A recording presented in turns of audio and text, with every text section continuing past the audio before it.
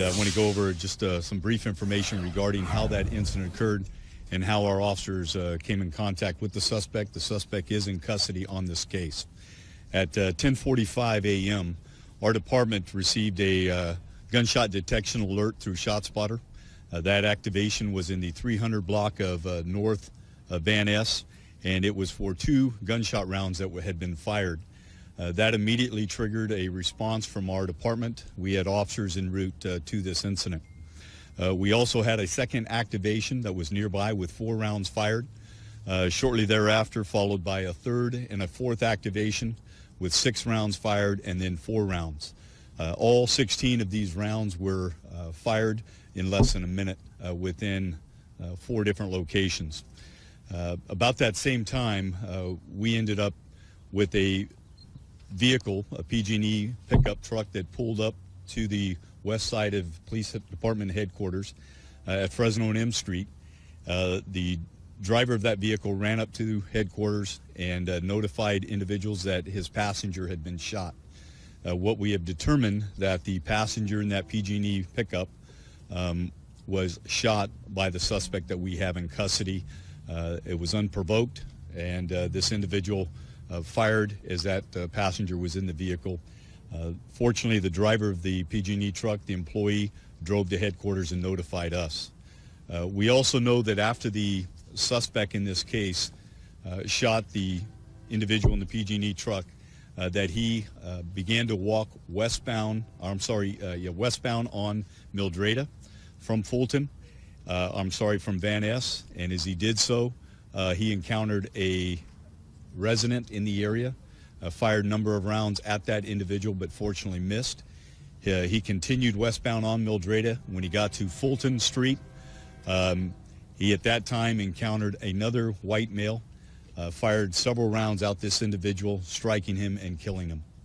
It appears that at that point in time, he was armed with a revolver. He unloaded or dropped the shell casings and reloaded with more ammunition.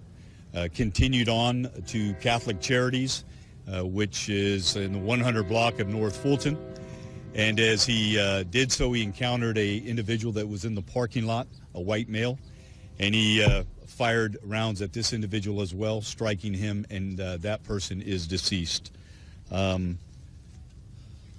Fortunately, as a result of the gunshot detection system through ShotSpotter, we had an immediate response from our officers. One of our officers was traveling eastbound on Divisadero at Fulton when he saw a black male running southbound on Fulton.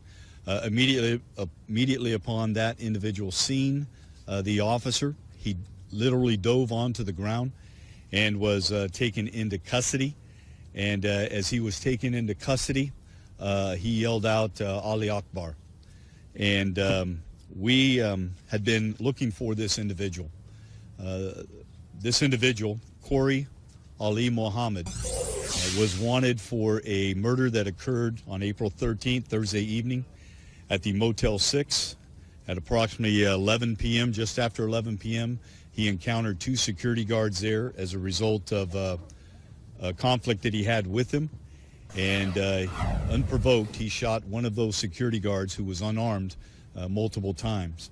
He then turned that firearm on a second security guard that was up on a stairwell landing and attempted to shoot him. However, that fortunately he was out of bullets at that time, and no one else was injured.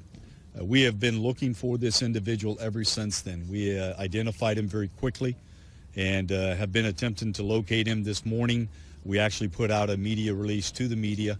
We've also did some research on Corey Mohammed, and we looked at his Facebook. We know that he has some posts that says that he does not like white people, and also on that post that he has expressed some anti-government sentiments. And so fortunately he is in custody, and he has been taken to headquarters at this time. He's obviously going to be charged with 4 counts of murder and 1 count or 2 counts of attempted murder, and we will be interviewing them. Based on the statement he made today and based on some of the postings he has had on Facebook, we've been in contact with the Federal Bureau of Investigation, and I'm certain that they're going to be very interested in this case. We'll also be working with the ATF and attempting to locate the origin of that firearm. And we have not located that firearm as at this point. We know that the suspect, after the last shooting, ended up throwing the firearm or just prior to being taken into custody.